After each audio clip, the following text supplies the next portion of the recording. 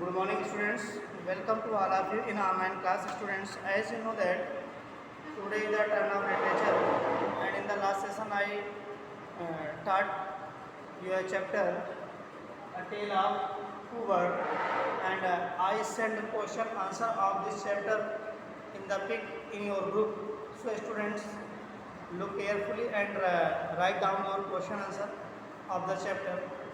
Students, now we will discuss about question answer. Today I am going to explain the question answer of this chapter. Students listen carefully. Students ध्यान से सुनिएगा.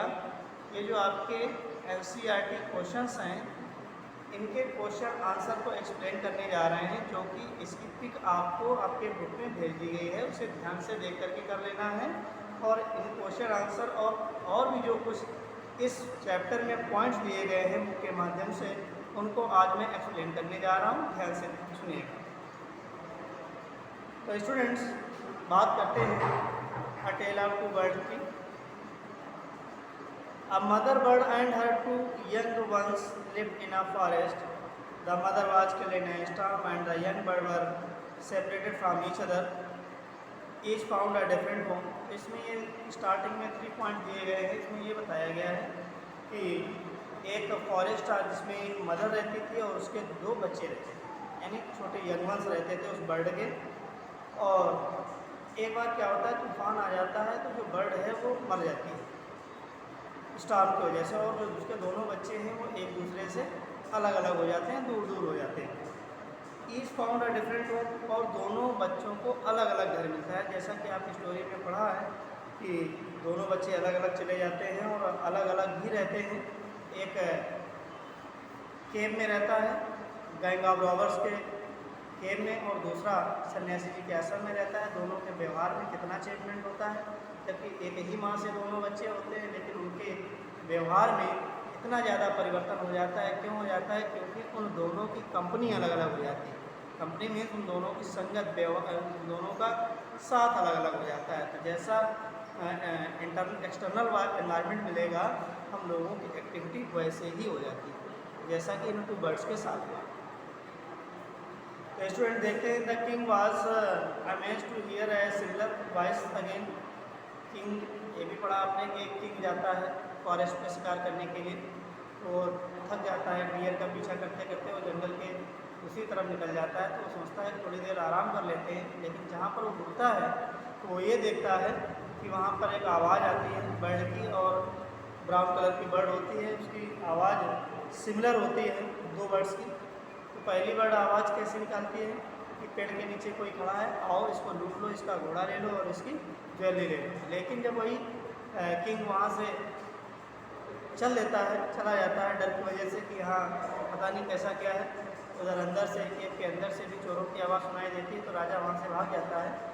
तो वो कहाँ पहुँचता है? जाके आश्रम में पहुँचता है. तो सेम उसी तरह की बर्ड उसको फिर से दिखाई देती है, लेकिन जो केव में बर्ड थी और जो आश्रम में बर्ड है, दोनों के बिहेव में, दोनों की बातों में बड़ा अंतर था. वो कह रही थी, गुफा वाली बर्ड कह रही थी कोई पेड़ के नीचे खड़ा है, आओ इसको लूट लो, जल्दी करो नहीं तो ये चला जाएगा. जबकि ठीक उसी तरह की जो दूसरी बर्ड थी, आश्रम में रह रही थी, उसने क्या कहा कि वेलकम सर, आपका स्वागत है हमारे आश्रम में, अंदर आइए, घड़े में पानी रखा है, पानी पीजिए, कुछ ही देर में सन्यासी जी आ रहे होंगे और अपने आप को कंफर्टेबल करिए. तो कितना अंतर है. वो उसकी संगत की वजह से वो गलत तरीके से बात कर रहा था बर्ड. तो दूसरी जो बर्ड आश्रम में रहती है उसकी संगत अच्छी है, सन्यासी जी के आश्रम में रहता है, इसलिए उसकी बातचीत बिल्कुल अलग है, उससे बिल्कुल हटके है. और कितने पोलाइटली बात कर रहा है, कितना वेलकम कर रहा है किंग को. तो वो सबके साथ ऐसा, यानी जो अच्छी संगत में रहेगा उसका व्यवहार, उसका कार्य, उसकी बातचीत सब अच्छी होगी. जो गलत संगत में रहेगा उसका कार्य, व्यवहार और उसकी बातचीत पूरी अलग होगी. यानी जो जैसी संगत में रहेगा उसका व्यवहार, उसकी बातचीत वैसी ही हो जाएगी. अब बात करते हैं क्या है. He came to know the bird true story. अब राजा ने उन दोनों बर्ड की सच्ची कहानी जानी कि किस तरह से इनके व्यवहार में परिवर्तन हुआ, क्या रीजन है कि एक इतना खराब बोलता है और दूसरा इतना अच्छा बोलता है. तो पूरी कहानी राजा ने समझी. He met the rishi who explain the behaviour of each bird. अब जो किंग है वो राजा से मिलते हैं और दोनों बर्ड के बिहेवियर के बारे में पता करते हैं, जानते हैं कि ये बर्ड क्या थी, क्यों ऐसा व्यवहार कर रही थी, उसका रीज़न क्या था, कैसे अलग हुई, के पेरेंट्स कौन थे, ये सारी कहानी सन्यासी जी इनको बताते हैं। अब बात करते हैं क्वेश्चन आंसर की। How did the two bird gate separate, दोनों बर्ड्स किस तरह से अलग हुई। तूफान आया हुआ था, तूफान इतना तेज़ था कि उनका नेस्ट गिर गया था, उनकी मदर की डेथ हो गई थी, एक दूसरे पेड़ की ब्रांच से हिट कर जाने से उनकी मदर की डेथ हो गई थी, और दोनों बर्ड्स जंगल के दूसरे छोर पर गए थे, और हवा के कारण ही एक बर्ड चोरों की गुफा के पास जाकर के रुका हुआ था, और दूसरी जो बर्ड थी वो आश्रम के पास रुकी हुई थी। इस तरह से दोनों बर्ड्स अलग अलग हो गई थी। Where did each of them find a home, किस तरह से कहाँ पर उनको घर मिला। तो आपको ये मालूम हो गया कि दोनों बर्ड्स को कहाँ कहाँ उनको घर मिले। एक बर्ड को घर मिला केव में, दूसरी बर्ड को घर कहाँ मिला, सन्यासी जी के आश्रम में। दोनों की रेख देख हुई, लेकिन रेख देख में दोनों के सर्वाइवल में, दोनों के पालन पोषण में अंतर बहुत था। वो चोर के साथ था तो उसी तरह की लैंग्वेज सुनता था, सन्यासी जी के साथ था तो सन्यासी की तरह लैंग्वेज सुनता था, ये उनमें अंतर था। What did the first bird से टू द स्ट्रेंजर, स्ट्रेंजर से फर्स्ट बर्ड ने क्या कहा। फर्स्ट स्ट्रेंजर कौन है, वो किंग है जो शिकार करते हुए भटक गए थे रास्ते। तो फर्स्ट बर्ड ने क्या कहा, जल्दी करो, कोई पेड़ के नीचे खड़ा हुआ है, आओ उसका घोड़ा ले लो, उसकी ज्वेलरी लूट लो, जल्दी करो, नहीं तो ये चला जाएगा यहाँ से। What did the second bird से टू हिम, दूसरी बर्ड ने उसी किंग से क्या कहा। जब राजा केव से हट करके आश्रम में चला गया और एक पेड़ के नीचे अपना घोड़ा बांध दिया और आश्रम के अंदर गया, तो उसी तरह जो दूसरी बर्ड थी उसने क्या किया, राजा का वेलकम किया। वेलकम सर, आइए अंदर आइए, कड़े में पानी रखा हुआ है, पानी पीजिए, अपने आप को कंफर्टेबल करिए, और अभी कुछ देर के बाद सन्यासी जी आश्रम आ रहे हैं, तब आप उससे बात कर सकते हैं। फिर क्या हुआ, how did the rishi explain the different way in which the bird behave. How did the rishi explain, ऋषि ने किस तरीके से एक्सप्लेन किया, क्या एक्सप्लेन किया, the different way in which they bird the birds behave, यानी जो दोनों बर्ड्स हैं किस तरह बिहेव कर रही थी, अलग अलग तरीके के जो बिहेव कर रही थी, सन्यासी जी ने उनका एक्सप्लेनेशन कैसे दिया। तो सन्यासी जी ने ये एक्सप्लेनेशन दिया कि जो जिस तरह की संगत में रहता है उसका व्यवहार, उसका कार्य उसी तरह से हो जाता है। तो स्टूडेंट्स, सन्यासी जी ने उनके दोनों के व्यवहार को समझा दिया कि जो जिस तरह की संगत में रहेगा उसी तरह का उसका व्यवहार, उसी तरह से उसकी कार्य शैली और बात हो जाती है।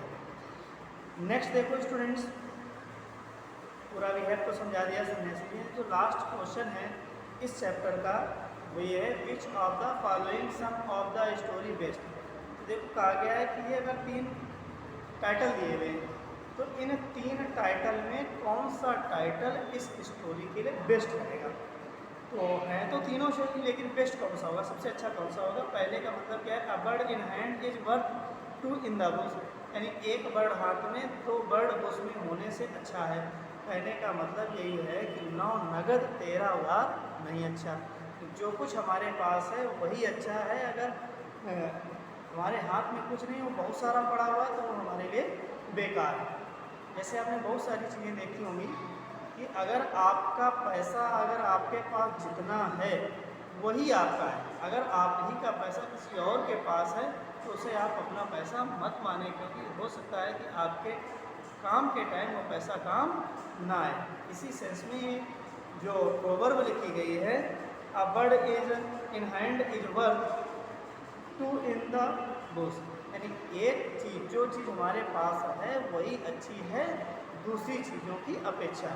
बाहर बहुत सारी चीज़ें हैं लेकिन उनकी अपेक्षा जितना जो कुछ हमारे पास है वही अच्छा है। स्टूडेंट्स, इसका दूसरा ऑप्शन क्या है, 1 is known by the company ones की, कोई भी व्यक्ति अपनी कंपनी कैसे जाना जाता है, यानी जो जैसी संगत करेगा उसी तरह का उसका व्यवहार होगा, उसी तरीके से वो व्यक्ति जाना जाएगा। अगर आप चोरों की संगत में रहे हैं तो आपका व्यवहार भी चोर जैसा रहेगा और आपका नाम जो होगा वो चोरों की लिस्ट में होगा।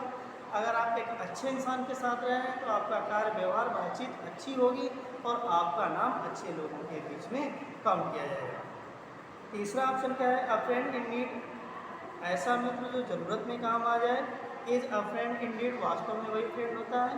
तो एक ऑप्शन आपका ये भी है, लेकिन सबसे बेस्ट ऑप्शन है वो बी वाला है, one is known by the company of one's keep. इस चैप्टर के अकॉर्डिंग इसका सुटेबल टाइटल ये होगा कि कोई भी व्यक्ति अपनी कंपनी से जाना जाता है। तो स्टूडेंट्स, ये रहा आपका क्वेश्चन आंसर का एक्सप्लेनेशन। नेक्स्ट चैप्टर में आपको नया पढ़ाया जाएगा। Thank you, have a nice day, take care of.